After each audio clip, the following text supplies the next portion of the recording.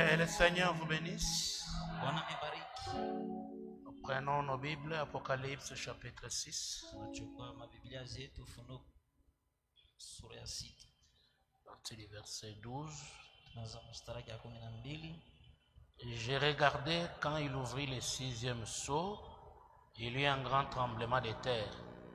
Le soleil devint noir comme un sac de crin, la ligne entière devint comme du sang, et les étoiles du ciel tombèrent sur la terre, comme lorsqu'un figuier, secoué par un vent violent, jette ses figues vertes. Le ciel se retira comme un livre qu'on roule, et toutes les montagnes et les îles furent remuées de leur place.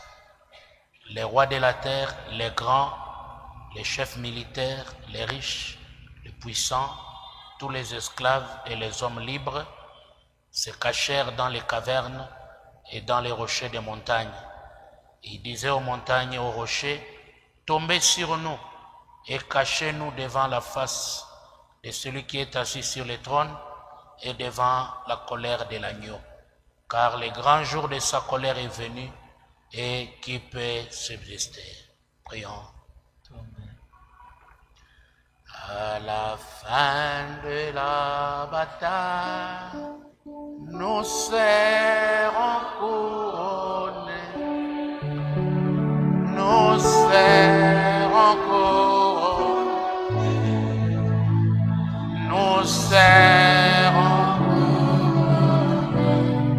à la fin de la bataille. Oh, nous serons dans la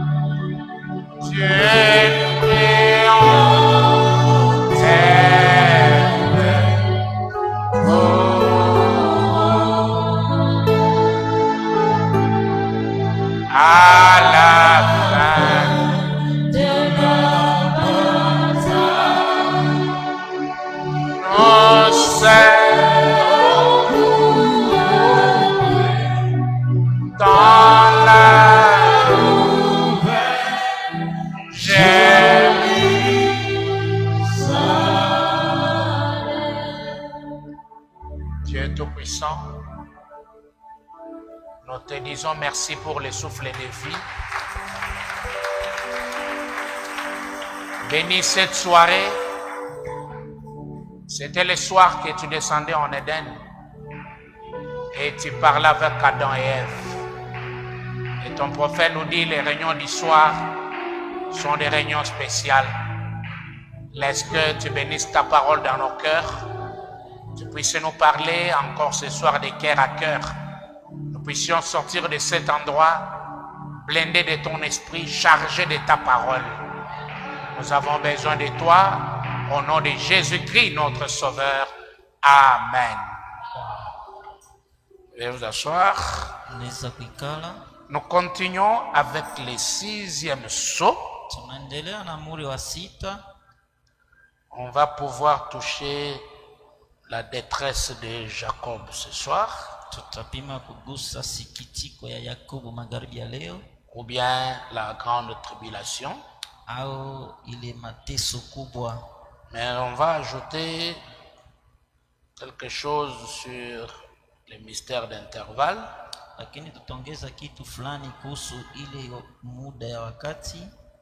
Vous allez comprendre que le 6e sceau amène la purification de la terre.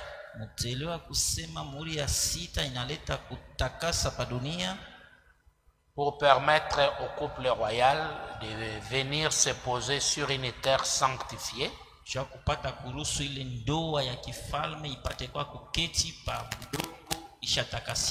Alors que la terre sera purifiée par le 6e sceau de tous les méchants.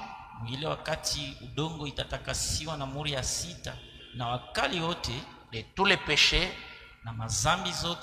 et de tous les systèmes actuels anti-parole. na masistemu yapa sasa yenye napinga neno. Et Fabranam dit cette purification pour les milléniums prendra un tiers de la terre. Ndugu Branham anasema ile utakaso mu miaka 1000 itabeba kipande ya udongo. Pour les milléniums, Juu ya miaka 1000 il va purifier un tiers de la terre. itatakasa moja Dieu va kwa purifier. tatu ya udongo. Mungu atatakasa moja kwa tatu ya udongo Pour installer les milléniums. kwa ajili ya kuweka miaka 1000. Et je l'ai montré au début que cette purification a deux phases. Nilimionyesha kwa mwanzo kusema hii utakaso iko na vipande mbili. Il y a d'abord la phase spirituelle, Kwa kwanza kiwango ya kiroho, une purification de la terre, utakaso ya udongo, la purification du monde, kutakasa kwa dunia spirituellement par les saints feux, kupitia kiroho ni ile moto takatifu qui est la parole parlée, yenye inakuwa neno iliyonena, la voix de l'archange sauti ya ule malaika kubwa qui retentit déjà maintenant yenyewe iko na ngoloma hapa sasa tayari, par le moyen de l'autre Ephésien. kupitia namna ya ule Mwefeso mwingine. Un autre Ephésien Mwefeso mwingine qui descend dans Apocalypse 10, ndiye anachuka Mfunuo 10, l'ange puissant malaika wa uwezo qui est enveloppé de la nuée, mwenye kufunikwa na wingu, lui, un autre Ephésien yeye njo ule Mwefeso mwingine qui vient à la suite de Malachie 4. mwenye kuna kuya kisha Malakia 4. Donc le message dans son état actuel, Manake ujumbe mwi hali yake hapa sasa, la parole qui est proclamée sous la révélation, neno ine na nenewa chini ya ufunuo, c'est le saint feu de Dieu ni moto takatifu ya Mungu qui est en train de consumer les péchés. yenyewe iko na choma mazambi, Cela détruit des systèmes ile iko na ribu pia masystem. et c'est ça la phase spirituelle de la purification. Jo ile moto takatifu utakaso. Mais il y a aussi une phase physique Nako tena kuna kwa tena kiwango ya kimwili qui est le feu des bombes atomiques, yenye inakuwa moto ya makombora, l'Armageddon dans sa forme physique. Armageddon mu hali yake ya kimutu Parce hivi. qu'on a vu qu'Armageddon aujourd'hui c'est d'abord dans la phase spirituelle. Tuliona kwanza Armageddon leo ni mu kiwango ya kiroho. Le combat de il est écrit, Bukovya imeandikwa il est aussi écrit. na imeandikwa pia.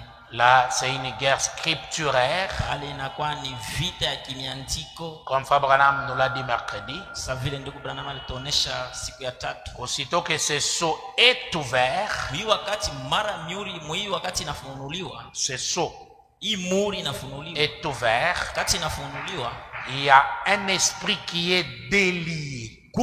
roho inafunguliwa Et ça s'appelle un esprit ecclésiastique, na inaitwa ni roho ya makanisa, ayant l'apparence de la piété, iko na umbo ya utawa, mais reniant la parole. lakini wanakatala neno. Et la parole de Dieu, Na neno ya Mungu qui est dans l'épouse, ineko ndani ya bibi harusi, est en train de combattre cet esprit ecclésiastique. iko na kombanisha ile roho ya makanisa. C'est un démon religieux Ni demona wa kidini, qui, si vous regardez à l'apparence, na ukimwangalia vimukumona umbo yake, tu peux dire que oh non, ça c'est vraiment unasema hapana, un saint de Dieu, c'est fini. huyu wa penyewe mtakatifu wa Mungu, Mais à l'intérieur, un incrédule. lakini ndani yake ni wa kutokuamini.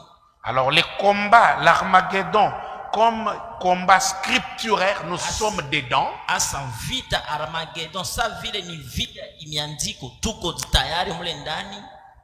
Dieu contre Satan, Mungu mkumupinga shetani, Dieu dans son peuple, Mungu ndani ya taifa yake, le diable aussi dans son peuple. shetani naye pia ndani ya taifa yake. Et Frère Branham dit, ce que Dieu a donné à l'épouse comme arme efficace, Ndugu Branham anasema kile Mungu alipatia bibi harusi sa vile silaha ya uwezo c'est la parole.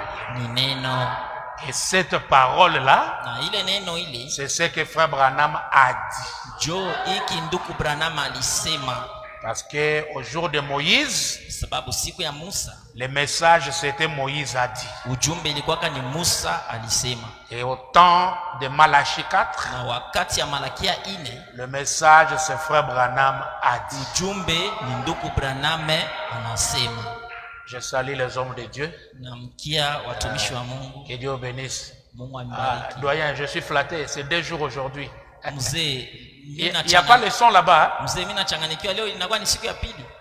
Je dis c'est le 2e jour aujourd'hui. Je suis vraiment flatté Mimi nasema ni siku ya pili leo, mimi nachanganyikiwa kidogo de votre présence. na wepo yako. Merci beaucoup, Pasteur Moïse. Asante sana Kadiki. mchungaji Musa. Merci, Pasteur Josué. Asante Merci. mchungaji Yoshua. Asante. Donc, l'arme efficace, c'est la parole. Maana yake silaha ya uwezo ni neno. Et Frère Branham dit, soyez vigilants sur la parole Ndugu Branham anasema mukeshe kabisa kuneno, pour ne pas avaler n'importe quoi. musimeze chochote. Parce que nous n'avons droit d'avaler que la parole. Shie tuko na ruhusa ya kumeza ila neno tu. Or, si tu n'es pas vigilant, tu peux avaler n'importe quoi. Asa kama una mukalamushi unaweza kumeza kitu chote chote. Alors, cet Armageddon scripturaire, Ibu konvi ya Armageddon ya kimiantiko, où ce feu saint de la parole qui est en train de faire le travail de purification, au imoto takatifu ya neno yenye kunatumika kazi ya utakaso, n'annule pas aipinge cet Armageddon physique, comme Frère Branham dit. Ce monde va connaître encore une autre guerre. aipinge Armageddon ya kimwili vile ndugu Branham Parce que anasema. la 3e guerre mondiale, Kwa sababu vita ya tatu ya ulimwengu c'est mzima, ça l'Armageddon dans sa forme physique. ile ndio Armageddon mahali yake ya kimwili. Et le prophète s'arrange pour montrer que cette histoire-là Na nabii analitarisha hapa jua kuonesha kusema ile kitu ile ne va pas nous trouver ici. haitatupata hapa. Donc c'est ça qu'il va essayer de nous montrer dans la détresse de Jacob. Ndio hivi atapima kutuonesha msikitiko ya Yakobo, Que cette détresse de Jacob-là, kusema ile sikitiko ya Yakobo ile c'est seulement pour Israël, les Juifs, ni kwa ajili ya Israeli tu, Wayahudi, et aussi pour la Vierge folle. na tena kwa wabikira wapumbafu. Mais l'épouse, Lakini bibi harusi qui a son nom inscrit dans les livres de vie de l'agneau, mwenye jina yake basha yaandika mkitabu kya mwana kondoo, ne va pas connaître cette période-là appelée la grande tribulation. yeye hatapitia muile kipande kya muda kinaitwa mateso kubwa. Ah, c'est une joie d'être membre de l'épouse. Ni furaha kwa mwanamemba wa bibi harusi, Parce que l'épouse va échapper à ces choses. kwa sababu bibi harusi atepuka kubile bitu. Alors, j'aimerais prendre le 6e sceau, Nilipenda nichukue muri ya 6 paragraphe 290. funga ke 260. Vous voyez, voilà, Unaona sawa, ils peuvent prononcer ce qu'ils veulent, ces 2 prophètes-là. wale wanabii wawili wanaweza kutamka lile wanapenda Et cela arrive. na bile bitafika. Ah, Branham dit Amen. Na maana nasema mina, Si quelqu'un leur fait du mal, kama mtu anabafanizia vibaya ils peuvent prononcer des choses. banaweza kutamka mabitu. Alors, il faut qu'eux aussi ils soient tués. Asa wao pia wanapasha wauwe. Comme on a vu, Sasa vile tuliona aucun homme né de la femme n'est éternel, ce corps ici. hakuna mtu yote alisalika kutoka mwanamke hana wa kuishi milele. Tout homme né de la femme doit retourner à la poussière. Mtu yote alitoka kwa mwanamke anapasha rudia kwa mavumbi. Ça c'est ipso facto. Vile ndio bisha andikiwa, La chair et le sang n'hériteront point le royaume des cieux. mwili na damu haitariti kama ufalme wa mbingu. Élie, on n'a pas vu sa tombe. Elia hatukonake kaburi yake, Les gens n'ont pas vu sa tombe. batu habakonake kaburi yake. Moïse, les gens n'ont pas vu sa tombe. Musa pia watu hawakonake kaburi yake. Ah, je ne fais que vous rafraîchir. Frère Branham dit, Niko na nikumbusha tu ndio banasema quand on les a vus à côté de Jésus wakati waliwaona pembeni ya Yesu sur la montagne de transfiguration, kule kumulima ya mabadiliko, il dit ils étaient dans leur regard mortel. anasema balikuwa mumwili yabo ya bumutu hivi. Oui, messieurs. Ce n'était pas des corps glorifiés. haikukwake mamili ya utukufu, C'était leur regard mortel. ilikuwa ni mwili yabo ya bumutu Et hivi. dans le 5e saut, Frère Branham nous dit, Muri ya 5 ndio anasema ces gens ne sont pas morts, Dieu les a gardés asebale batu abakukufaka, Mungu alibachunga pour un ministère futur. kwa ajili ya huduma itakapokuja. Et selon Apocalypse Na 11, kufuatana na Ufunuo 11, quand ils vont faire ce travail-là de 2 témoins, wakati batafanya ile kazi ya washuhuda wawili, ils seront alors tués hasa mwile wakati watawaua et leur cadavre sera là visiblement na maiti yao sasa itaonekanika hivi wazi, avant que l'esprit de vie vienne entrer sur eux. mbele ya roho ya uzima iko ingie ndani yao. Élie et Moïse qui vont en Israël, Eliya na Musa baiko nenda Muisraeli, ce sont les Juifs, ni Wayahudi, c'est les vrais Élie et Moïse. ni Eliya na Musa babya kweli.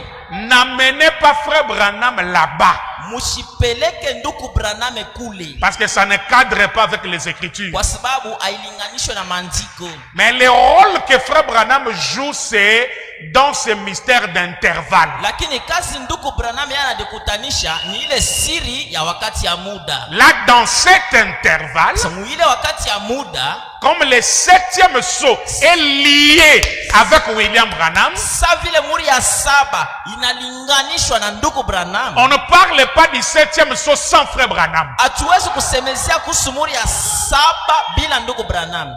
Vous comprenez ça? Munanielewa ile? De même qu'on ne peut pas parler du 6e saut sans Élie et Moïse. Tena hatuwezi kusemezea muri ya 6 bila Eliya na Musa.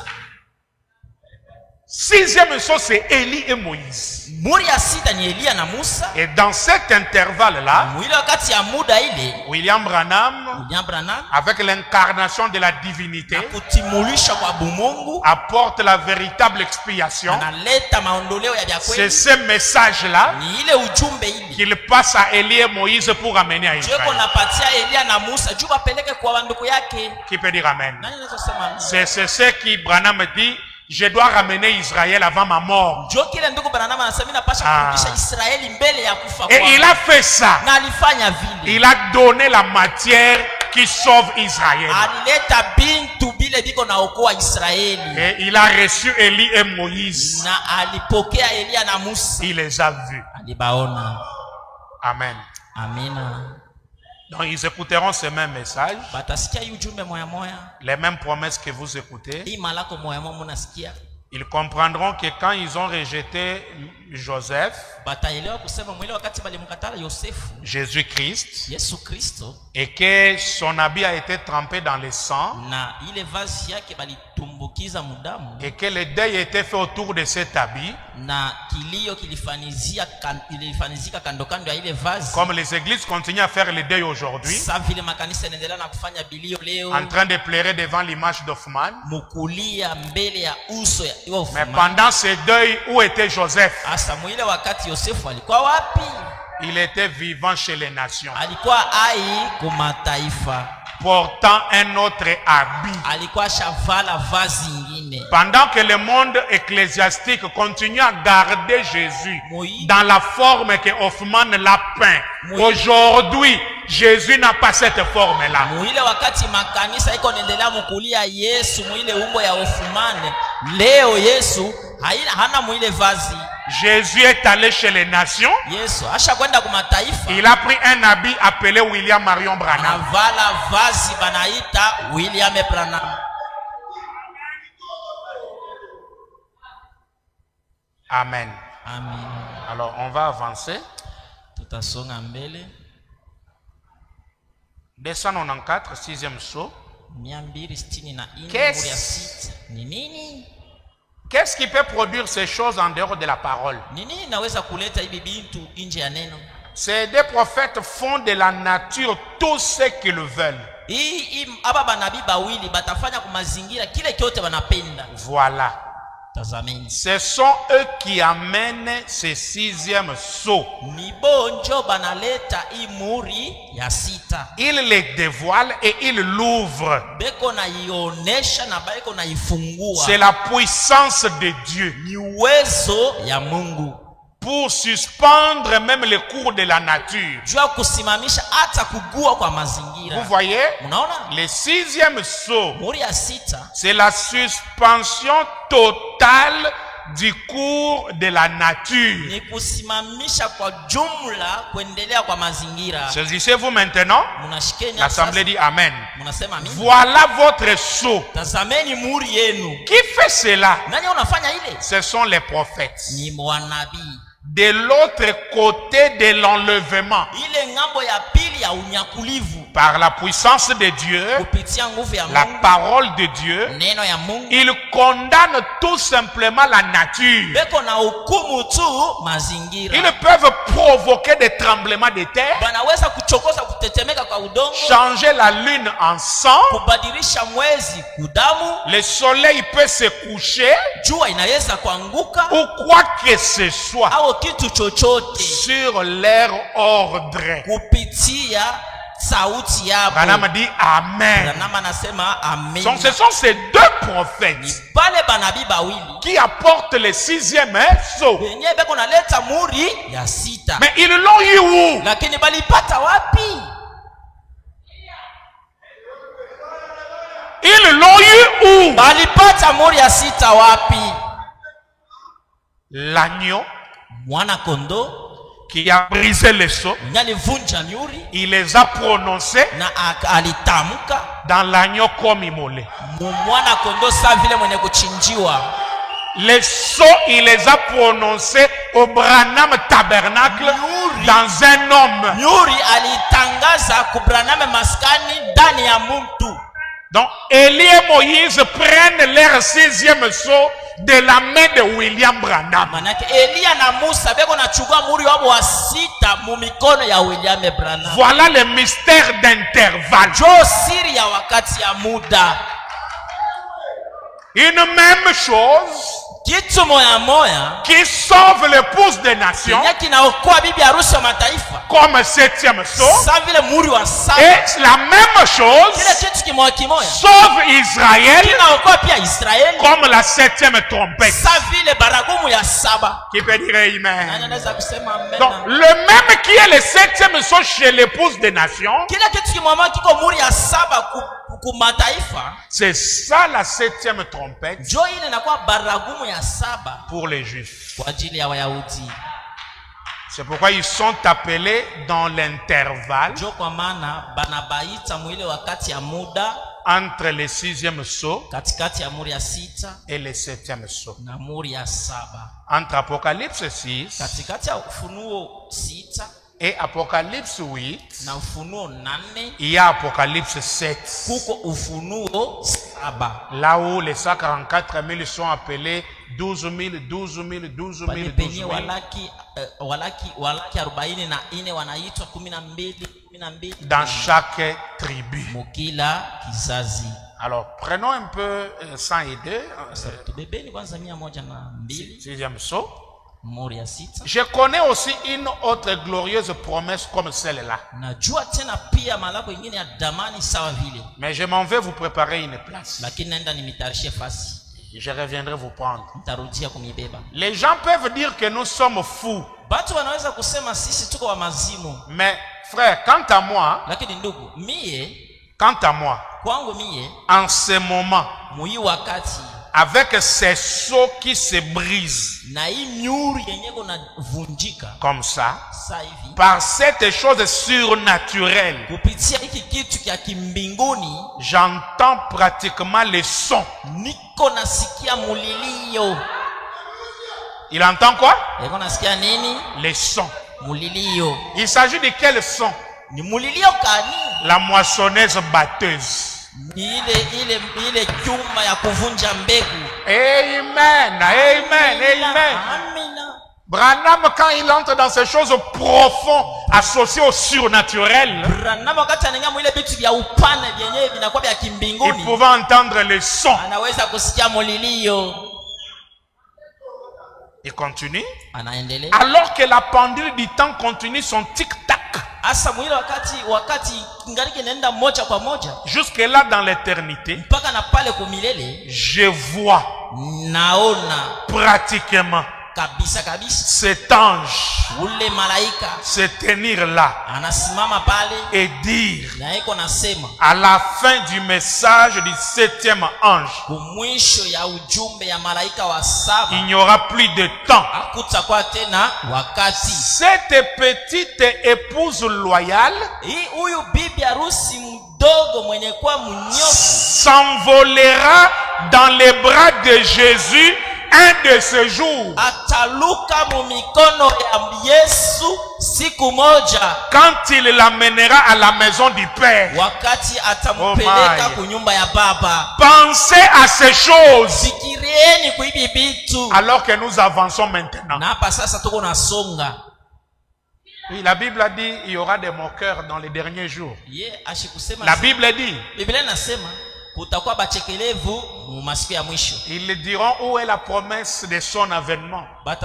Bataanza kuuliza sema wapi malako ya ujio yake. Il y a des gens tellement qu'il a fait longtemps déjà, il va à l'église, il rentre, il a oublié l'enlèvement. Kuko batu masiku ya asha kukawia nendaka paka kukanisha asha na kusabu.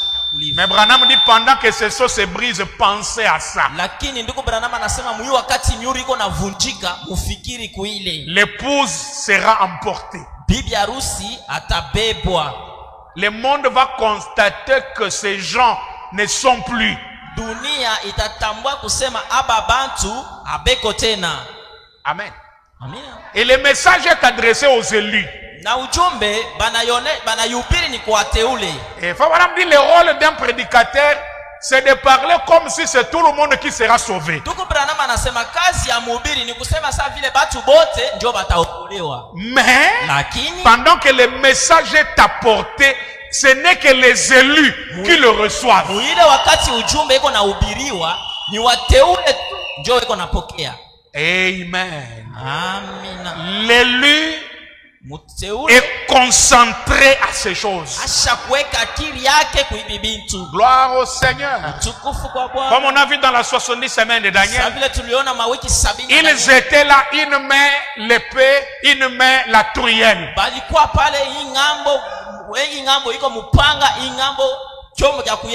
Ils n'ont pas arrêté d'avancer dans la construction parce qu'il y avait les combats à côté. Et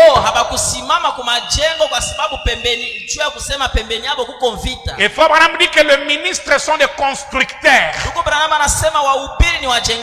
Ils sont les constructeurs des individus pour les amener à la stature de Christ, afin que l'homme puisse devenir le tabernacle du Dieu vivant. Alors on ne peut pas dire parce qu'il y a des problèmes, je ne peux pas manger la parole. Non. L'épouse continue de révélation en révélation, de gloire en gloire, de puissance en puissance, de perfection en perfection. L'épouse n'est pas distraite.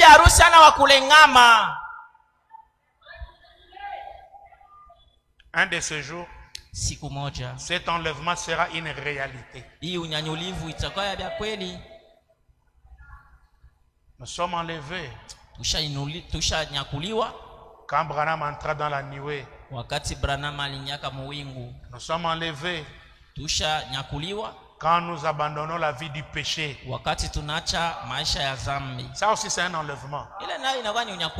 Nous sommes enlevés quand Dieu se révèle personnellement à nous. L'enlèvement c'est un âge tout entier. Et il finira un jour avec la disparition. Branham dit l'épouse s'envolera dans les mains de Jésus. Oh my. Il peut dire Amen. C'est une réalité. Il faut être focus là-dessus. Je prends la fête de trompette. nachukua tena baragumu, karamu ya baragumu. La fête de trompette, paragraphe 191. Mia sitini na moja. Il commence par dire écoutez. Anaanza kusema sikieni. Je vais dire encore une chose. Minapenda niseme tena kitu moja. Soyez attentifs. Mukueni wasikilivu. Maintenant, hapa sasa, ne manquez pas ceci. Musikose. C'est vraiment saisissant. Hii ni ya kushika kabisa. Du message du 7e ange, ujumbe ya malaika wa 7, les messagers du 7e sceau, mjumbe wa muri ya 7. Qui est messager du 7e sceau? Mjumbe wa muri ya 7 nani? Le 7e ange, c'est William Branham. Malaika wa 7 ni William Branham. Vous croyez ça comme ça? Munaamini vile? Vous croyez que le 7e ange c'est Frère Branham? Munaamini asema malaika wa 7 ni ndugu Branham? Alors ici il appelle 7e ange aussi messager du 7e sceau. Apeko naita ule malaika wa 7 mjumbe wa muri ya 7. Ah, vous avez la réponse. Pale muko najibu. Je ne vous donne pas les choses que j'imagine, je vous donne les messages. Meshi nipatie vitu niko nawaza mumi mwenyewe na nipatia ni ujumbe. Comme les messagers du 6e sceau sont 2, sa hivi bajumbe ba muri ya 6 beko bawili, Élie et Moïse. Elia na Musa. Le 7e sceau aussi a son messager. Muri ya 7 na yuko na mjumbe wake. Les messagers du 7e sceau, mjumbe wa muri ya 7, William Branham. William Branham. Oh, c'est profond. Voilà ce qui amène William Branham dans un rang élevé par rapport à tous les autres messagers. Injo inamupeleka nduku Branham mukiwango ya juu kuzidia wajumbe wengine. Parce que tous les autres messagers, comme on va les voir dans le 7e sceau, kwa sababu wajumbe bengine sawa vile tutabiona muri wa 7, ils ont essayé de sonder, balipima kuchunguza, mais ils n'ont pas eu la chose. Lakini abakupate kintu. Même le Fils de Dieu lui-même, notre Seigneur Jésus-Christ, hata mwana wa Mungu peke mwenyewe Bwana wetu Yesu Kristo, ça on va voir dimanche. Quand il était sur la terre, on lui a posé question sur le 7e sceau. Wakati alikuwa pa budongo bamuswali kuhusu muri ya 7, il a omis le 7e sceau. Yeye alishindwa kufasilia muri ya 7. Donc Jésus fils de Dieu n'est pas messager du 7e sceau. Maana yake Yesu mwana wa Mungu hana mjumbe wa muri ya 7. Ni Paul, ni Abraham, ni wala Élie, Paulo, wala ni Ibrahim, Moïse. wala Elia, wala Les Musa. messagers du 7e sceau, Mjumbe wa muri ya 7 c'est notre précieux frère. ni ndugu yetu wa zamani. Donc le 7e sceau muri ya 7 est attaché au 7e ange. inalamatana kwa mjumbe wa 7. Voilà pourquoi il dit c'est le sceau qui m'a intrigué toute ma vie. Joko maana kwa nasema njoo muri yenyewe ilinivurusha mashango tu. Même dans la constellation, Unasema hata pale muungano, mon attention angalisho yangu était sur le 7e ange dans la constellation. ilikuwa ni kwa ule malaika wa 7 mule muungano. Parce que dans la constellation, Mule muungano chaque ange détenait un sceau. kila malaika alikuwa akishika mori moja. Et le 7e qui était au coin, Na ule wa 7 mwanako kule kukona avec la torse bombée, na kilari mwenye kuvimbisha, c'est lui qui tenait le 7e sceau. yeye ndio alikuwa na ile muri ya 7. L'ange remarquable, Malaika wa wakati wote wanaona, l'ange impressionnant. malaika ule Il dit wanashangaisha. c'est lui qui attira mon Ase attention. ule ndio alivuta angalisho yangu Parce qu'il avait mon kwa message. sababu alikuwa na ujumbe yangu. Qui peut dire Amen? Sema amina. Donc Frère Branham, c'est le messager du 7e sceau. Ndugu Branham ndio mjumbe wa muri ya 7. Il faut le savoir comme ça. Ile tunapasha kubijua vile. Même si on te réveille du sommeil, Hata kama banakustusha mbushingishi, Frère Branham, ndugu Branham c'est le messager du 7e ndio sceau. mjumbe wa muri ya 7. Ok. Du message du 7e ange, Mjumbe wa malaika les messagers mjumbe du 7e sceau wa muri ya 7 et Apocalypse 10. na Ufunuo 10 C'était le 7e sceau. ilikuwaka ni muri ya 7. C'est clair, hein? Iko wazi. Il envoie le 7e sceau déjà dans le passé. Anatupa muri wa saba mkitu kishapita. Il dit Apocalypse 10. Anasema Ufunuo 10 que vous avez vu là. Ile yenye muliona ile. C'était le 7e sceau. Ilikuwaka ni muri ya saba. Donc c'est du passé. Manake bisha kupitaka. C'est de l'histoire. Ishakuwa ni hadithi. Ok, révèle le 7e sceau. Japo muri ya saba inafunua nini? Le mystère du silence. Ile siri ya kimya. Une demi-heure. Ya muda ya kipande ya muda. À l'ouverture du 7e sceau. Kufunuliwa kwa muri wa saba. Branham dit c'est la venue du Seigneur. Branham anasema ni ujio ya Bwana. Et quelle est l'écriture qu'il donne au 7e sceau? Nyandiko kanyenye kunapatia muri wa saba. Apocalypse 10. Ufunuo 10. Apocalypse 10. Ufunuo 10. C'était le 7e sceau. Ilikuwaka ni muri ya saba. C'est-à-dire l'histoire de la venue du Seigneur c'est déjà passé. Manake hadithi ya ujio ya Bwana bisha kupitaka. Ah, c'est déjà passé. Bisha kupitaka bile.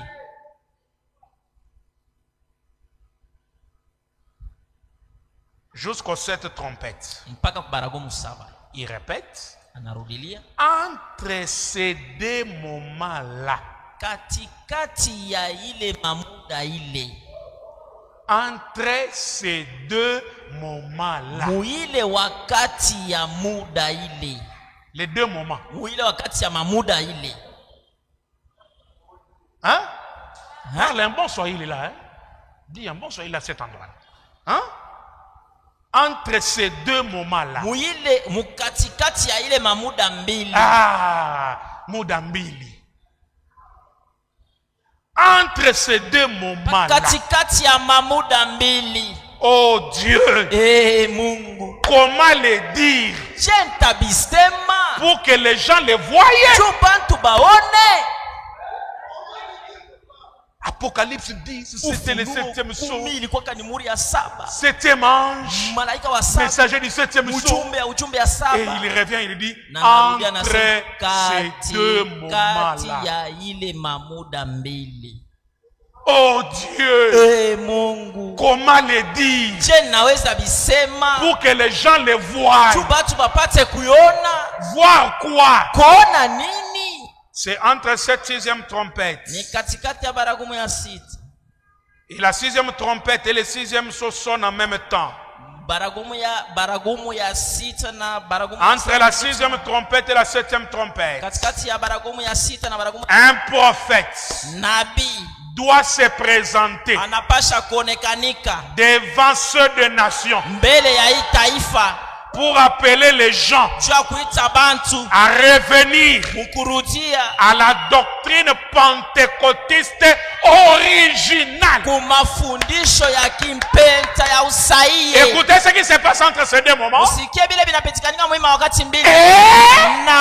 les deux témoins d'Apocalypse 11 se présentent aux Juifs pour les diriger vers Jésus pendant que l'église est enlevée. Tous des prophètes. Amen. La parole du Seigneur ne peut pas être anéantie. Ce ne sera pas une dénomination. Il dit, les voyez-vous? Donc, dans cet intervalle, il y a d'abord William Branham qui apparaît. Est-ce que c'est écrit? Pendant cet intervalle, d'abord Branham apparaît avec un message pour ramener les gens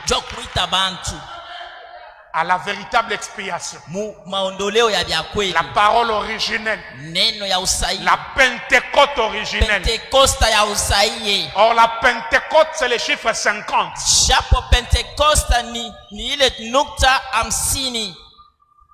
Nous avons toujours un enseignement qu'on va toujours voir sur les 7 fêtes.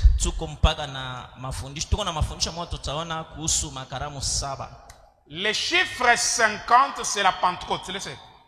Ile nukta 50 ni Pentecosta. Or, dans 50, il y a 7 sabbats. Japo mu 50 muko masabato saba. Parce que 7 fois 7, ça donne 49. Kwa sababu 7 kujumlisha na 7 inaleta 49. Et le lendemain, na kesho yake, c'était le 50e jour. Ilikuwa ni siku 50. La 50e année. Ilikuwa mwaka. C'est-à-dire, dans 50, il y a 7 sabbats. Maana yake mu 50 muko masabato saba. Et Frère Branham dit c'est les 7 tâches de l'église. Ndugu Branham anasema ni bizazi 7 ya kanisa. Et la vraie Pentecôte ne vient qu'à la clôture des âges. Pentecoste ya bya kweli iko nakuya ni mkumalizika kwa bizazi. Qui peut dire amen? Nasema amina. Apocalypse 10, quand ça s'accomplit, il jure en disant quoi? Ufunuo 10 wakati inatimilika analapa mkusema hakuna tena wakati. Le temps est terminé. Wakati inamalizika. C'est-à-dire les rideaux des âges est tiré. Maana yake panzia ya bizazi inakokotwa. Les âges de l'église sont terminés. Mabizazi ya kanisa inamalizika. Parce que ce messager là crie elle est tombée Babylone la grande. Kwa sababu ule mjumbe ako nalalamika anaanguka Babiloni mkubwa. Puis le code de sa voix dit sortez du milieu d'elle mon peuple. Na sauti na mulilio ya sauti yako nalalamika asema tokeni katikati. Donc, ce message nous sort de la Odyssée pour entrer dans la vraie Pentecôte. Le chiffre 50 qui autrement est appelé le 8e jour. Or le chiffre 8, quand vous les renversez, c'est des zéros collés. Inakuwa ni masifuru mbili na inambatana. C'est l'éternité. Ni umilele. Apocalypse dit c'est fini le temps pour nous introduire où? Ufunuo dans l'éternité. Inamaliza wakati wa kupingiza. Avec Apocalypse 10, na Ufunuo 10, la vie éternelle commence. Uzima wa milele inaanza. Nous commençons notre éternité ici même. Tunaanza umilele yetu hapa. Qui peut dire amen? Nani anaweza sema amina? Oh, c'est glorieux. Ni utukufu.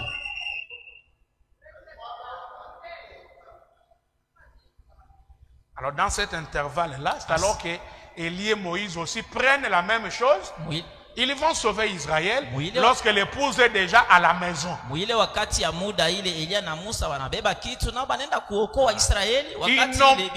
autre message. C'est ce message. La fête des trompettes. Paragraphe 194. En même temps, maintenant, dès que cette église, l'épouse, est rassemblée, elle est enlevée dans ce mystère du 7e sceau.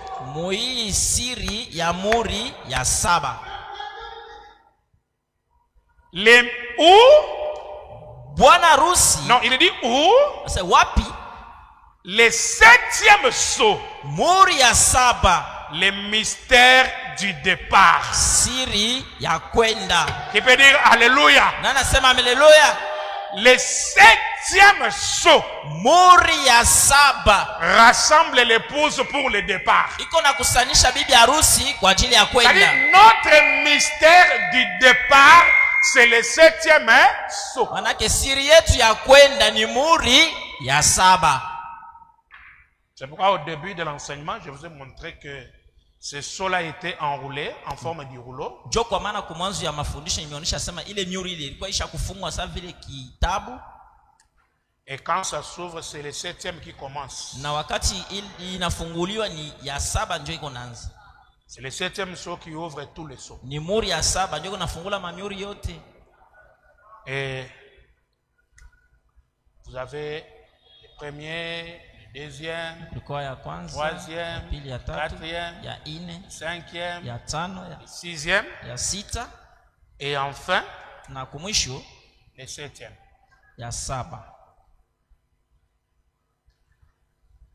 Vous allez très bien saisir ça dans le 7e sceau. Donc le 7e sceau va du bout à bout. Manaki muri ya saba iko naanza kumwanzo na kumwisho. Le 7e sceau prend la Bible tout entière. Muri ya saba iko nachukua Biblia yote mzima. Depuis la Genèse tangu kumwanzo jusqu'à l'Apocalypse. Mpaka na kuufunuo.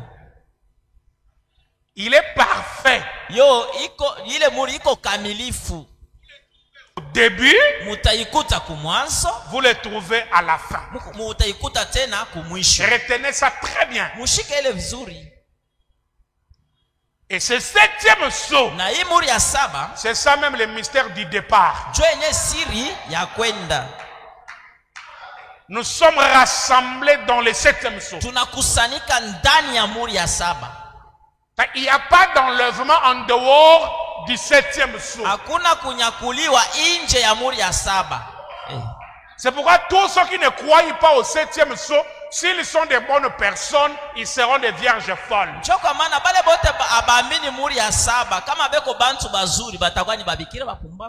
C'est ça la parole. Ils sont là où le message est prêché, mais ça leur passe complètement par-dessus la tête. Les vierges folles sont dans les dénominations, là où le message n'est pas prêché.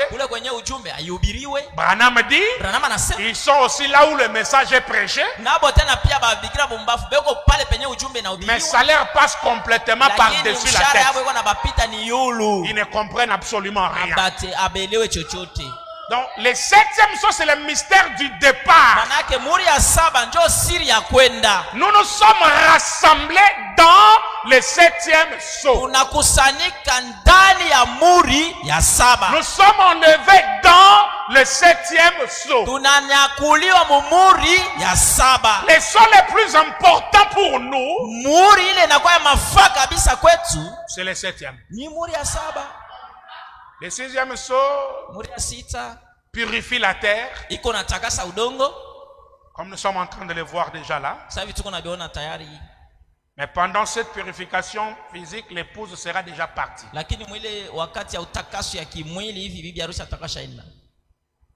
Frère Branham parle du recensement.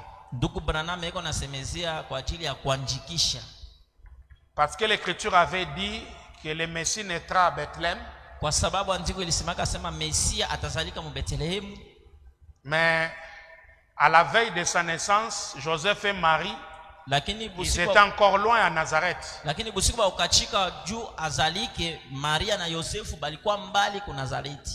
Mais quand Dieu fait quelque chose, il veille sur les détails de la prophétie.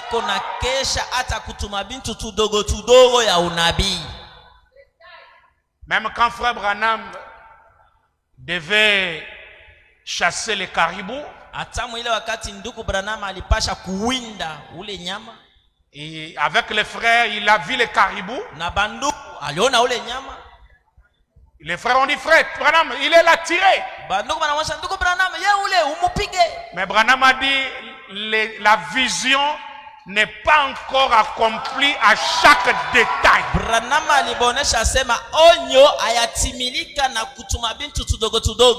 Il manque un détail. Je ne vois pas la couleur bleue. Carolé. Parce que dans la vision, ces caribous, c'est comme si il avait la couleur bleue carolée.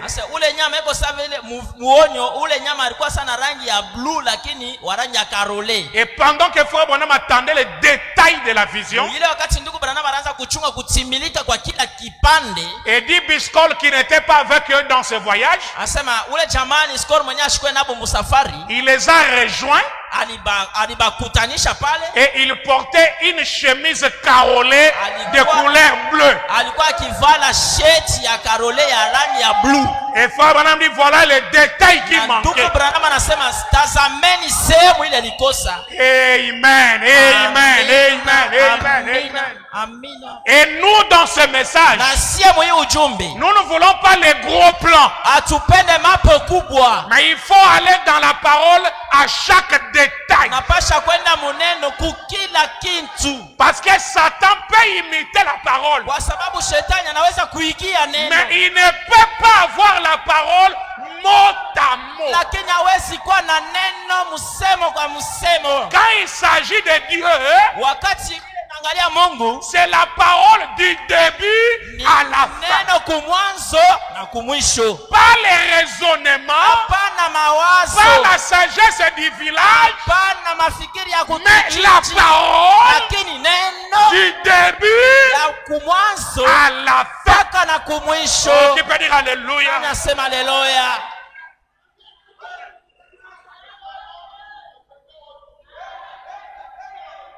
Alors, à la naissance du Messie, il manquait les détails pour Bethléem. Mukuzalika kwa Mesia kulibakia tumabipande kuhusu Bethlehemu, Parce qu'ils étaient encore à Nazareth. kwa sababu alikuwa bakingaliki ku Nazareti. Dieu a regardé et dit, qu'est-ce que je vais faire? Mungu anaangalia nitafanyaje. Dieu Mungu est descendu dans un païen, alishuka ndani ya mpagano, le roi César Auguste. ule mfalme César, Le roi César Auguste, ule mfalme César, sans préparation, bila matarisho, il va signer un édit, eko na un décret. anatia sayuni Il mukanda. dit maintenant à cette minute même, Anasema hapa sasa mwi dakika, recensement de toute la terre. hapa sasa ni kwanza kuandika kila mtu mdogo mzima. Chacun doit aller se recenser dans sa ville natale. Kila mtu ataenda kujiandikisha kukijiji chake cha kuzalikia. Il a fait ça Alifanya vile seulement pour que Joseph et Marie reviennent à Bethléem. juu tu Yosefu na Maria barudie mu Bethlehemu. Il peut dire Amen. Nani anasema amina? Et les choses sont devenues compliquées. Na bintu binakuwa binavurushwa, La vie est devenue chère. maisha inakuwa nguvu, Les choses élevées. bintu Des biubambi, pressions. mamusukumo. Et Joseph a pris Marie. Yosefu anachukua Maria, Ils ont commencé le voyage. banaanza Et safari, ils ont marché toute la nuit. balitembea usiku mzima. C'était Dieu dans la chose. Ilikuwa ni Mungu mukintu. Dieu, Mungu quand il va accomplir les détails de la prophétie sur ta vie, Wow. il va utiliser n'importe qui. wakati atatimiza kila kipande cha Amen. unabii, anaweza tumia mtu wowote, N'importe qui. mtu wowote, N'importe quoi. kitu chochote, N'importe quelle situation. hata N'importe quel événement. ingapo matokeo, Dieu va le susciter Mungu atainua parce qu'il a un détail. kwa sababu yeye eko na kila kitu. Oh, qui peut dire Alléluia. Anasema haleluya. Et chemin faisant, Mukwenda njiani, il retournait baraanza kuluria, et Marie avait des douleurs. na Maria alipata maumivu. Et ils ont demandé, chaque hôtel était plein. Na bakaanza kuswali, hoteli yote kulikuwa batu washaela teli, Il n'y avait pas de place. hakukuwe tena mafasi. Et jusqu'à ce que cela les a obligés d'arriver à Bethléem. Na mpaka vile ilibaruhusu bapate kufika mu Bethlehemu. Et dès l'arrivée à Bethléem, Kufika kwapo kwa mu Bethlehemu, dans cette mangeoire, mukile kinani cha banyama, parce qu'il n'y avait pas de place dans les hôtels, haikukuwe tena mu machumba ma hoteli. et il va naître dans cette mangeoire. Jo alienda akazalikia mukilio cha banyama. Vous savez quoi, frère? Mnajua nini ndugu? Nous sommes au temps de la moisson Tuko wakati ya mavuno, et il y a la cloche qui a sonné pour les recensements. kuko kengele isha kulia kwa ajili ya kujiandikisha. Se faire recenser. Kila mmoja wetu anapasha kujiandikisha. Et frère Branham dit, Na ndugu Branham anasema l'épouse, lui, elle est rassemblée dans le 7e sceau. bibi harusi yeye asha kusanyika ndani ya muri ya 7. Notre ville de recensement, Nchi yetu ya kujiandikisha c'est le 7e ni sceau muri ya 7. Njo pale que nous nous sommes recensés. mule njo tusha C'est ça kujiandikisha. notre ville. Ile njo muji yetu. Toi, tu es recensé dans quelle ville? Je ne sais Sasa pas. we mimi sijui usha Mais kujiandikisha, l'épouse lakini bibi harusi est recensée asha kujiandikisha dans le 7e ndani ya sceau. muri ya 7. Et le 7e sceau, Muri ya 7, mystère du départ. siri ya kwenda. Qui peut dire amen? Sema amina.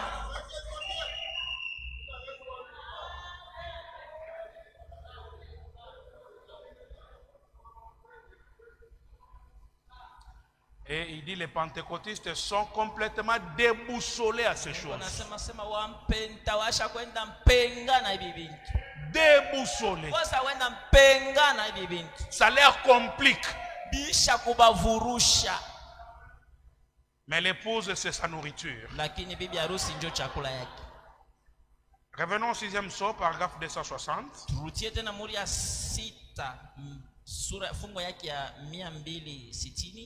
Ainsi, Jacob, comme il montait, il a eu aussitôt un ardent désir de retourner. Où? Dans sa patrie.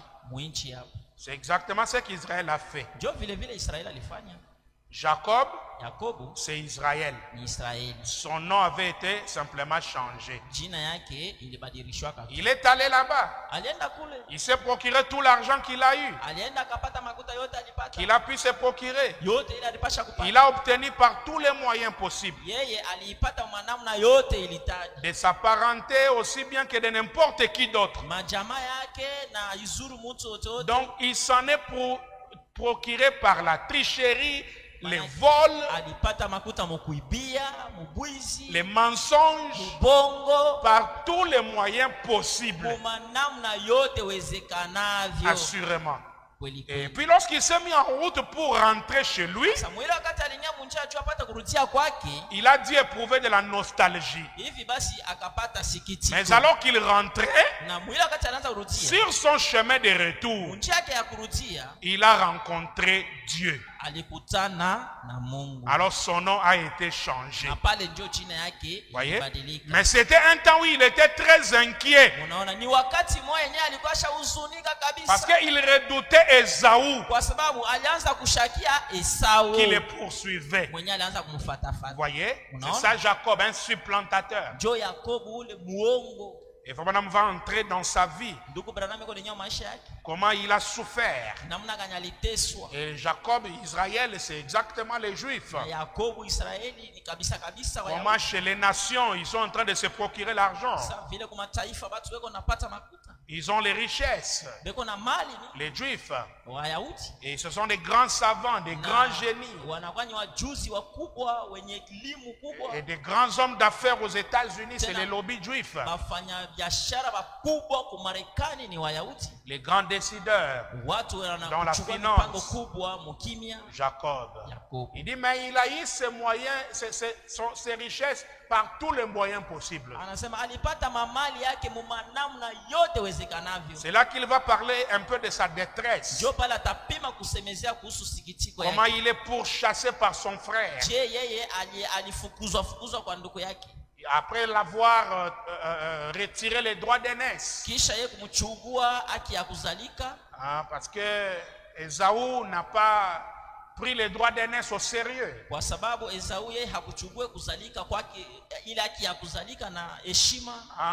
À cause des haricots, il a perdu le droit d'aînesse. C'est honteux. Il exprime ça comme quelque chose qui ne coûte absolument rien.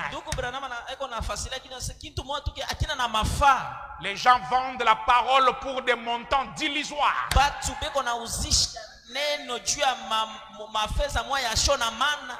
Si c'est l'argent pour acheter même la parcelle, on peut comprendre. Et il a choisi l'enfer à cause de la parcelle.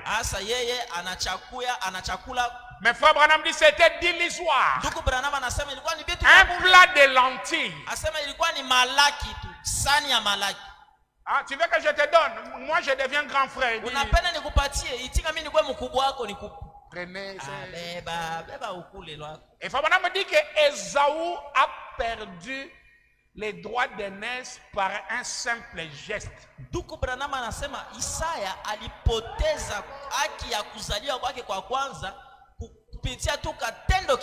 Il ne pensait pas que c'était parti. Il dit, ah bon, j'ai seulement parlé. C'est juste une déclaration. Branham dit, n'essayez pas. Pour rien au monde,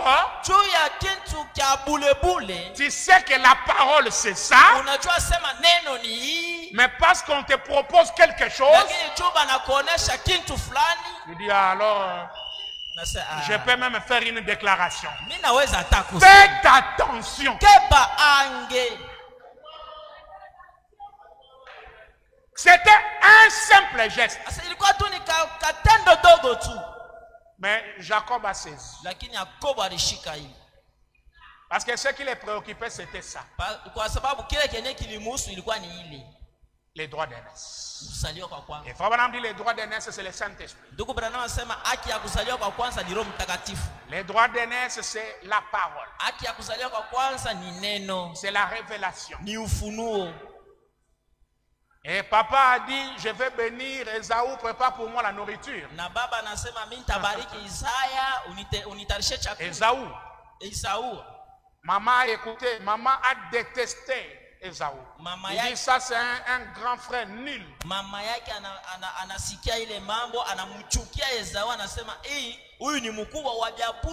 Comment il peut vendre les droits d'aînesse pour les haricots? Maman a écouté toutes ces choses-là. Parce que la Bible dit dans le ventre de Rebecca, 2 nations se battaient.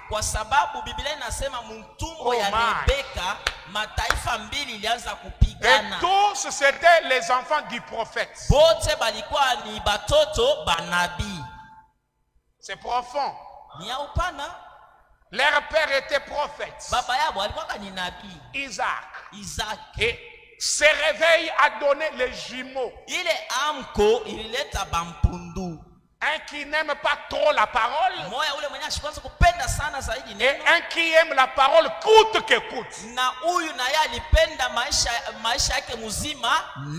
Et dans les ventres, ils se battaient déjà comme 2 nations. Et c'est comme ça qu'il y a eu Esaü et Jacob. Et cela a avancé. Au milieu, il y a eu Judas et Jésus. Et ici, au temps de la fin, il y a les enfants de la promesse et ceux qui n'aiment pas la parole. C'est profond. Et quand ils vendent les droits d'aînesse par la déclaration, maman a entendu. Et quand papa dit il va bénir Esaü, maman a entendu. Maman appelle Jacob. Il dit, tu sais ce jour-là, n'est-ce pas Esaü t'a donné les droits d'aînesse? Il dit oui, oui. Bon, papa veut bénir l'aîné. Maman a préparé même la nourriture pour lui. Non, maman a fait ça. Pendant que Esaü est allé chercher, maman elle-même prend et le prépare bien. Il donne à Jacob. Et il prend la peau de l'animal là qu'il avait égorgé. Et il a porté ça. Parce que Jacob craignait que la bénédiction devienne la malédiction. Il dit, mais mon frère est poileux, moi je ne suis pas poileux. Papa va découvrir. Et maman l'a vêtu de la peau d'animal qui avait le sang. Et il a porté ça. Et il amène la nourriture. Papa, je suis là. Ah, papa, je suis là. Oui, tu as dit tu vas me bénir. Il dit, ah, viens d'abord. Il approche. Il le touche. Parce qu'il ne voyait plus. Il touche. Il sent quand même. Mais La peau, c'est Esaü. Mais la voix ne me convainc pas. La voix c'est Jacob. Mais la peau, c'est Esaü. La grâce imméritée.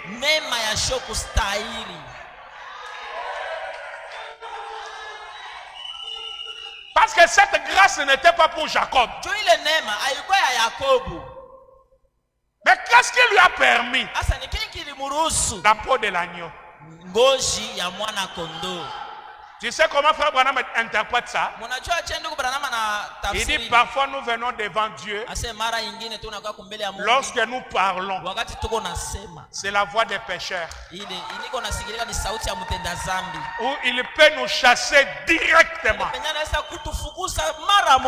Mais il dit la peau ensanglantée de l'agneau nous couvre. Et nous recevons la grâce imméritée. Qui peut dire Amen? Et laisse-moi te dire, même la bénédiction qui n'était pas pour toi, reçois-la. Tu peux la recevoir. Parce que c'est immérité. Que cette grâce vienne là en multitude.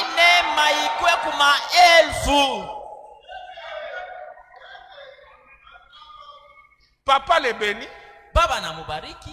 Comme si c'était Esaü. Il fuit. Et Esaü arrive. Papa, je suis là. Il dit, ah, mais qui est l'autre que je viens de bénir? Il dit, oh, cet enfant m'a supplanté 2 fois. Hein? M'a supplanté 2 fois. M'a menti 2 fois. Je dois le tuer. Papa, bénis-moi seulement. Papa, bénis-moi seulement. Il dit, je n'ai plus rien. Ton frère a tout pris. Et la colère s'enflamma contre son frère. Mes amis, dormez en famille. Ne blaguez pas avec la parole.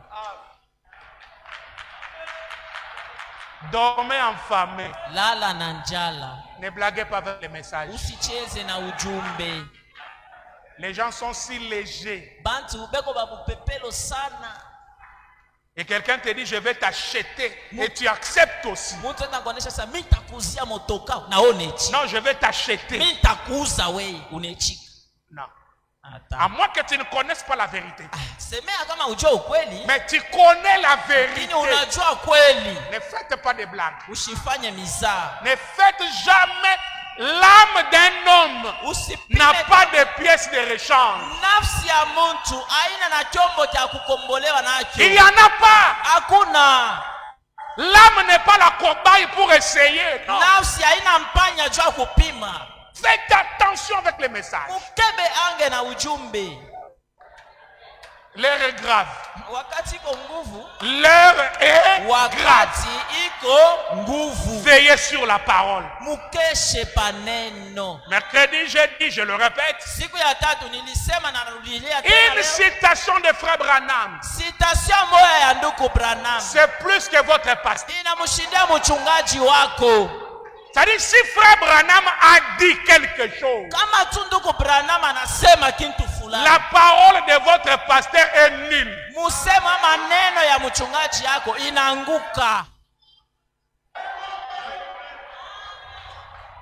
Pour d'autres personnes, c'est difficile. Parce qu'il y a des croyants qui sont parvenus à voir que le pasteur, c'est lui l'absolu. Même si Frère Branham a parlé, c'est le pasteur l'absolu. Non!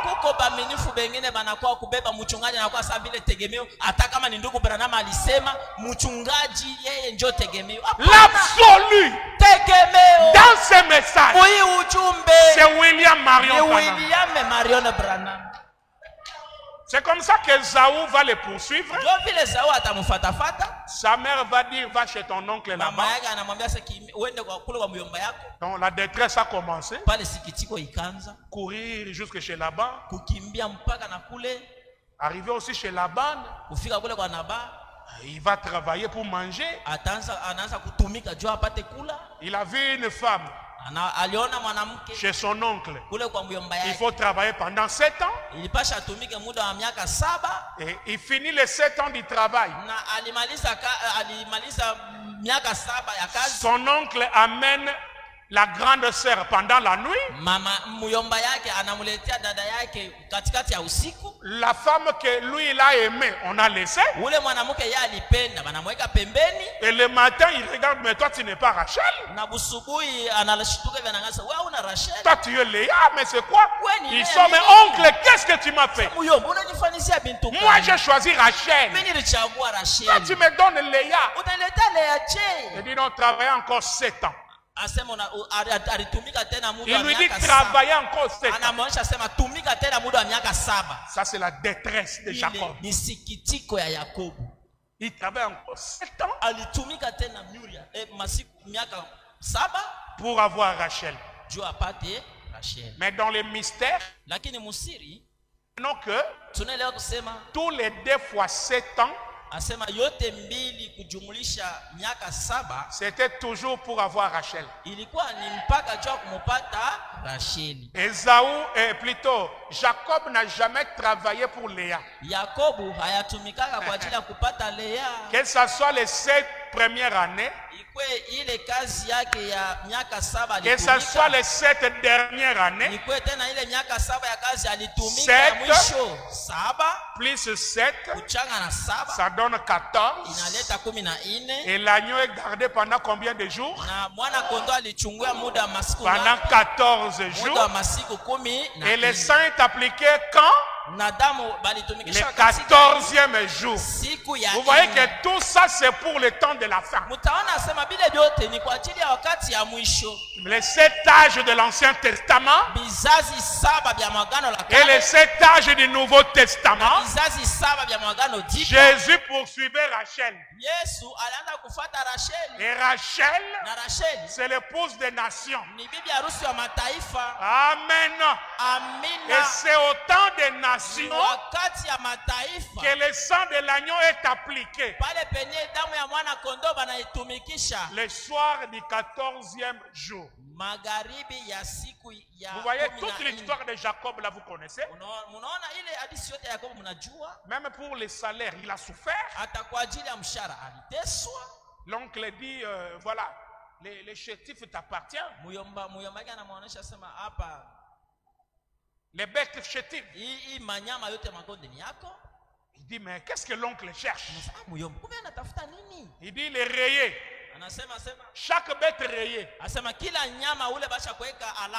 tu vas prendre. Il regarde les rayés, ce sont des chétifs.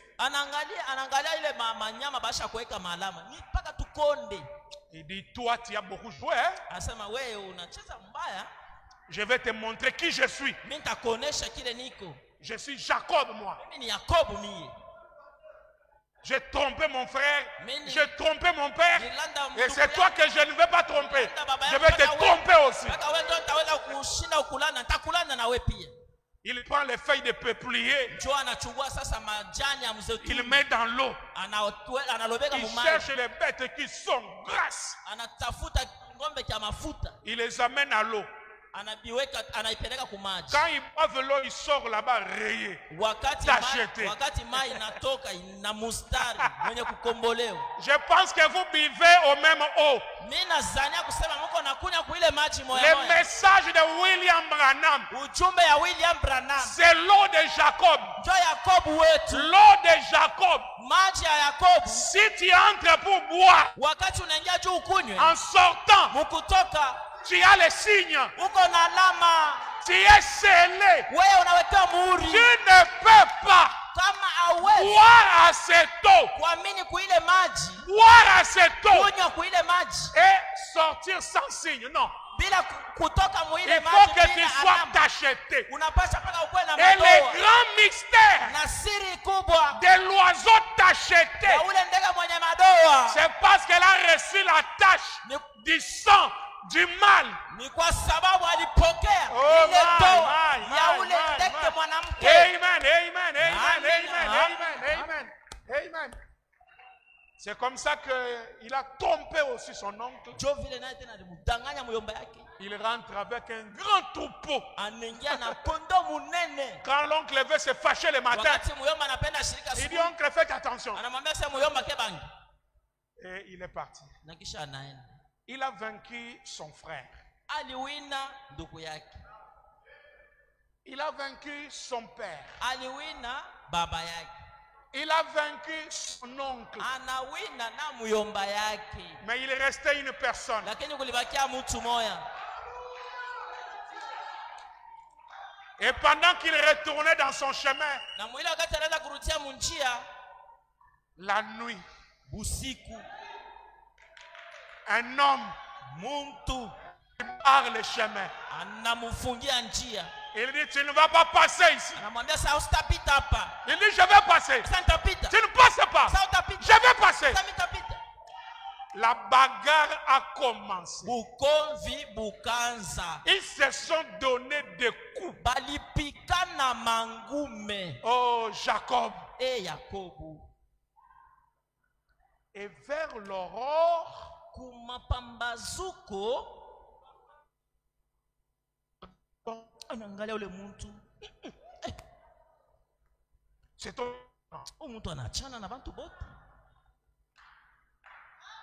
Et quand cet homme voit aussi que Jacob l'a remarqué, Na wakati ule mtu naye anatambua sema Yakobo anamuvumbula, partir. anafia kwenda. Parce que c'est la nature de cet homme-là. Njo asili ya ule bwana. Cet homme-là, c'est ça sa nature. Ule jamaa njo asili yake. Quand il était là sous le champ de Mamré, il voulait passer. Wakati alikuwa pa ile siku chini ya mti alipendaka apite. C'est Abraham qui lui a dit, Ni tu Abrahamu ne ndiye peux mcha- pas passer. We, hautaweza kupita. Quand il a marché avec Cléopas et Théophile sur le chemin de Maïus, et que le soir, ils ont commencé à les comprendre, il dit, je dois partir. Wakati alitembea na Cleopas munjia Emmaus. Amen. Magharibi anamwambia sasa mimi napenda kwenda. C'est eux qui lui ont dit, Wote walimuonesha. la nuit est avancée, Bwana busiku bushasonga les sana. jours déclinent, Usiku ni karibu. reste avec nous, Bakia na sie. reste avec nous, Bakia na sie. ne partez pas. Ushende. Cet homme dit, je vais partir. Mimi napenda kwenda. Jacob dit, non, Yakobo anasema bwana hautaenda. tu n'iras nulle part. Utatenda. Frère Branham dit, il a bloqué Dieu. Ndugu Branham anasema alimushika Mungu. Il dit, avant de partir, Anamwambia sasa mbele uende. tu dois me bénir. Unapasha kunibariki. Tu ne partiras pas. Wewe hautatenka. Tu dois me bénir. Unapasha kunibariki. Bien, Yeye. je dois te bénir. Unapasha kunibariki. Je dois te bénir. Napasha kubariki. Alors il lui a donné un coup. Asa akamupika ngumi. Et Jacob est devenu boiteux. Na Yakobo akaanza kusumputa. La démarche a changé. Mwendo ikabadilika. Et le nom aussi a Na changé. jina nayo Il ikabadilika. dit, tu es devenu Israël. Mwambia sasa unakuwe hapa sasa wataanza kuita Israeli. Après la détresse, Kisha il a sikitiko rencontré Dieu. alikutana na Mungu. Mon frère et ma soeur, Ndugu yangu na dada yangu, est-ce que tu as rencontré Dieu? eti ushakutana na Mungu? Parce que cet endroit, Jacob l'a appelé Peniel. Juu ile fasi Yakobo aliita Penieli. Peniel qui signifie, Penieli j'ai inamaanisha vu Dieu niliona face Mungu à face uso kwa et uso. mon âme a été bénie. Nafsi yangu ilibarikiwa. Frère, la démarche doit changer. Ndugu, mwenendo unapaswa Tes badilika. paroles doivent changer. Masemo yako Les yanapaswa badilika. mensonges doivent disparaître de Bongo ta... unapaswa kupotea Si mkima tu yako. rencontres Dieu, Kama unakutana na les Mungu, mensonges doivent tomber. bongo butanguka. La démarche va changer. Mwendo yako Tout itabadilika. va changer. Yote vitabadilika. Que Dieu vous bénisse. Mungu amibariki. Dieu vous bénisse. Amen, amen, amen. On va se tenir debout. Mama Bwima. Pasteur Moïse, venez prier. Mchungaji Musa kwa ombe. Lève seulement ta main pendant que l'homme de Dieu va prier. Inua tu mkono yako mwili wakati mtumishi wa Mungu unaomba. Reste avec nous, Seigneur, les jours déclinent, la nuit approche et nous menace tout.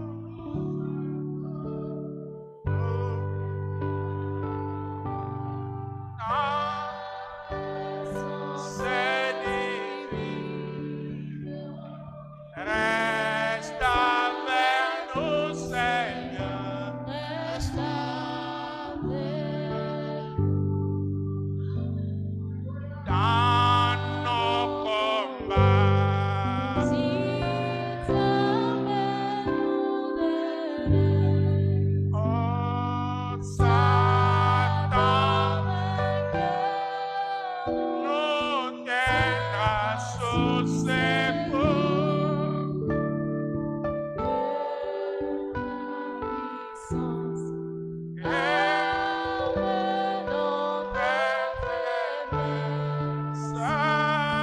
reste nous, Seigneur, reste.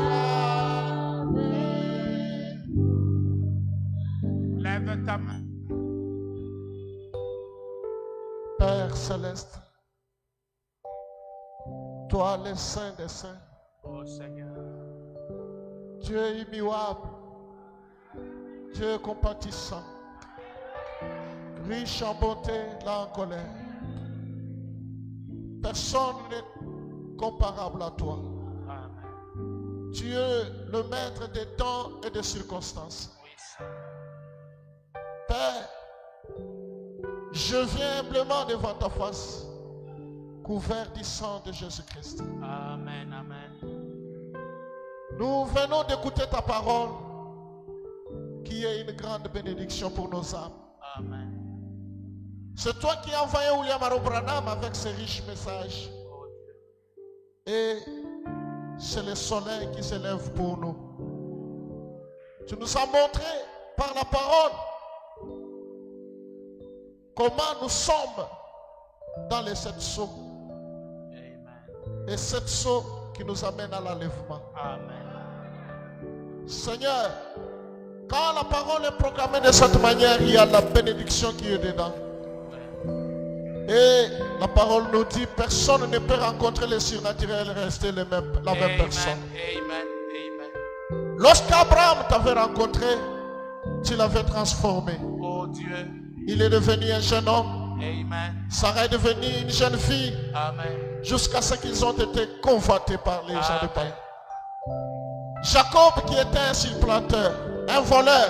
Oh Dieu. Quand tu t'as rencontré, Seigneur, tu as changé même sa démarche. Oh Dieu. Tu as changé son nom. Amen. Et ce soir, Père, Oh Dieu. sur base de ta parole, change la vie de toutes les chacun de nous. Alléluia. Seigneur, s'il y a quelqu'un qui est entré malade, qu'il soit guéri au nom de Jésus. Amen. S'il y a quelqu'un qui a un souci, sois la solution à tout, Père. Oh Dieu.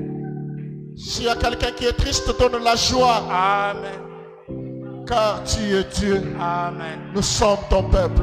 Amen. Bénis ton serviteur qui s'est poumonné pour donner cette parole. Bénis son ministère. Bénis Fellowship Tabernacle. Amen. Amen. Seigneur, résous tout ce qu'il y a comme problème. Oh Dieu. Et surtout, je lève ma prière vers toi pour qu'il y ait l'unité, Amen. une même pensée, Amen. un même objectif. Amen. Parce qu'il n'y a pas d'échelle, il n'y a qu'un seul ciel que William Arrow Branham nous a présenté. Amen.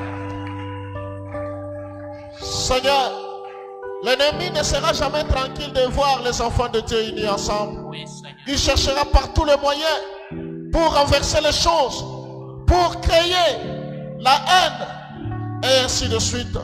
Mais nous savons que tu as dit dans ta parole, aimez-vous les uns les autres. Amen. C'est par là qu'on saura que vous êtes mes disciples. Amen. Père, que ma présence soit une bénédiction pour Fellowship Tabernacle. Amen. Maintenant que nous voulons sortir, accompagne chacun de nous. Épargne-nous contre les dangers. Épargne-nous contre les accidents. Épargne-nous contre le problème. Que l'ennemi puisse avoir honte. Et que le nom de Jésus puisse nous donner la victoire. Amen. Seigneur, je te dis merci. Merci Seigneur. Merci pour ce message. Merci pour Yamaro Brana. Amen. Merci pour Fellowship Tabernacle. Amen. Merci pour la présence de tous et chacun de nous. Amen. Reçois la gloire, reçois l'honneur. Reçois l'adoration. Alléluia. Reçois les acclamations. Amen. Pour le siècle des siècles. Au nom de Jésus-Christ, je supplie avec foi. Amen. Amen, amen. Que Dieu bénisse. Amen. C'est une surprise. Ouais, saluez quand même la somme. Je vous salue dans le nom de Jésus-Christ. Oh, pour ceux qui ne me connaissent pas, mon nom c'est Moïse Kaniki. Oui, je suis berger au tabernacle de la Roche. Je voulais communier avec vous. Et nous serons avec vous, je crois, la semaine prochaine. Parce que j'accompagne les doyens. Tu restes, que Dieu bénisse. Amen. Merci beaucoup. Amen. Amen. Pasteur Josué, venez quand même dire un mot aussi.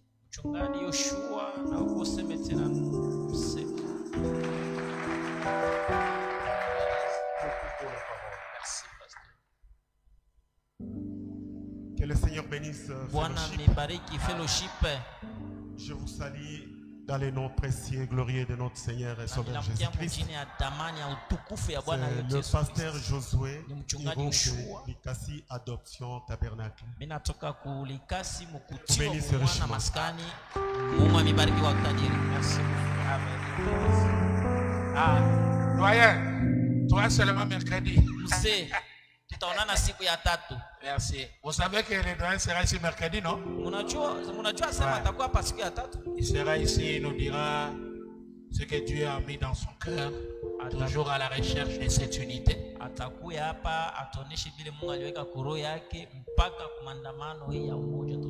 Je pense que vous priez pour ça. Il faut prier pour ça. Que Dieu vous bénisse. On va se retrouver dimanche, mais j'ai dit dimanche, c'est un culte minimum. Les retardataires, vous allez arriver, nous on part. Nilimionyesha sema Jumapili itakuwa ni ibada ya kipande ya shio kweneana. Bale banakuyaka nyuma batatukuta shitu sha kutoka. Merci beaucoup. Asante. Il y a quelque chose, venez. Shemashi.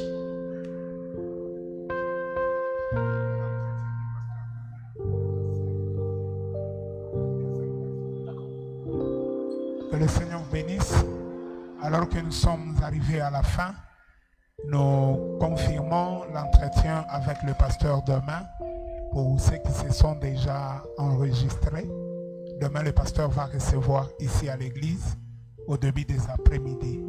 Si vous avez eu de peine pour s'enregistrer, le pasteur reçoit demain au début des après-midi. Que Dieu vous bénisse.